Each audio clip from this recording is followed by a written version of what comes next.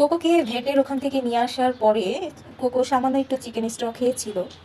সেটা ওর প্রচণ্ড পরিমাণ পিপাসা পেয়েছিল, এই জন্য আসলে খেয়েছে। কিন্তু তারপর থেকে কোকো কালকে সকাল থেকে কিছু খাচ্ছে না। আমি কোকোর সমস্যাগুলো আমি ভেটের সাথে প্রতিনিয়ত আলোচনা ভেটের কাছে যখন নিয়ে যাই, উনি কিন্তু তখনই আমাকে বলেছিল যে এই অবস্থায় বিড়ালরা সাধারণত খেতে চায় না। এই জন্যে ওকে হচ্ছে চিকেনটা ও যতটুকুই খায় অতটুকু খেলেই হবে, সাথে ওকে স্যালাইন খাওয়াইতে হবে। তো আমি এতদিন ওকে ওর স্যালাইন দিয়েছিলাম, মানে সরি এতদিন না, কালকের থেকে ওকে ওর স্যালাইন দিয়েছিলাম। আর চিকেন স্ট্র যেটা আছে ওটা হচ্ছে ওকে আমি জোর করে ড্রপার দিয়ে খাইয়ে দিই 3 বার থেকে 4 বেলা এরকম।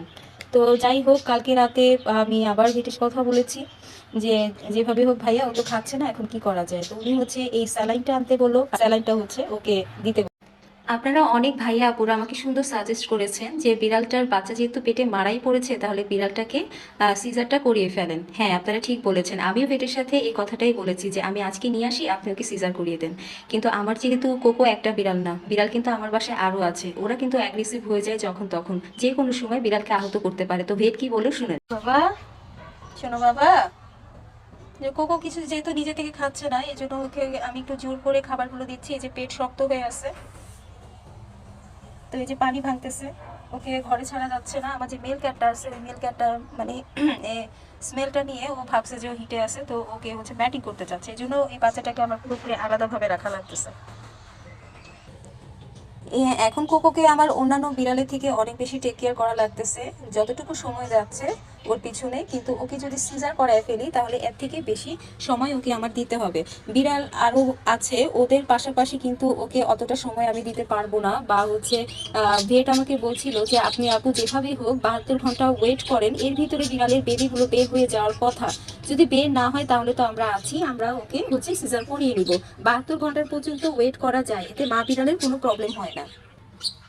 আর আরেকটা কথা ভাইয়া বললো যে দেখেন আপু, অন্যান্য বিড়ালের পাশাপাশি ওকে আপনি সময় এত দিতেও পারবেন না, ওর এক্সট্রা কেয়ার দরকার হবে তখন। আর হচ্ছে অন্যান্য বিড়ালগুলো দেখা গেল ওকে আক্রমণ করতে পারে, প্লাস হচ্ছে ওরা যদি ফাইট করে তখন কিন্তু সেলাই ছুটে যাওয়ার একটা ভয় থাকে। এই জন্য আপনি একটা কাজ করেন, 72 ঘন্টা একটু কষ্ট করে আজকে 3টা ওয়েট করেন, কালকে বিকালের মধ্যে যদি বেবি না হয় তাহলে ওকে নিয়ে আসেন।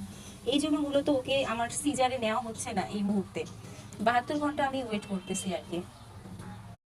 তো বিষয়টা এমন না যে আমি কোকোকে ফেলে রেখেছি। এখন আমি যেটা করছি আর বেটা আমাকে যেভাবে বলছে আমি ঠিক সেভাবেই কিন্তু করছি, ওর ভালোর জন্যই করতেছি। তো সবাই প্লিজ একটু দোয়া করেন আর নেগেটিভ কিছু চিন্তা করবেন না। প্রতিনিয়ত আপডেট আমি আপনাদেরকে দেওয়ার চেষ্টা করছি। আমি নিজের বিষয়টা নিয়ে খুবই টেনশনে আছি, যেহেতু ভাই বিড়াল আমার তো টেনশন হবে, এটা স্বাভাবিক তাই না। আর পেটের ভিতরে বিড়ালের বাচ্চা মারা পড়ে আছে, আমার বিড়ালটার কি অবস্থা আমি তো নিজ চোখে দেখতেছি, মানে কতটা খারাপ আমার লাগতেছে একটাবার এটা চিন্তা করে দেখেন। আমি কিন্তু ওর পিছনেই লেগে আছি, ওকে স্যালাইন দিচ্ছি, স্টক দিচ্ছি, জোর করে করে সব কিছুই করানো হচ্ছে। কি করার বলেন, এখন বেচারির এমন একটা সময়, আল্লাহ পরীক্ষা নিচ্ছে, আমারও পরীক্ষা নিচ্ছে আল্লাহ। তাই আমি চেষ্টা করছি যে আমার বিড়ালটা যেভাবে হোক ভালো হয়ে যায়। আপনি যে কেন ওকে এখন সি সেকশনে নেওয়া হচ্ছে না, তো সবাই একটু ওর জন্য দোয়া করেন, ও যেন ভালো হয়ে যায়। বিড়ালের বাচ্চা আমার প্রয়োজন নাই, আমার কোকো যেন ভালো হয়ে যায়, এটাই দোয়া করবেন।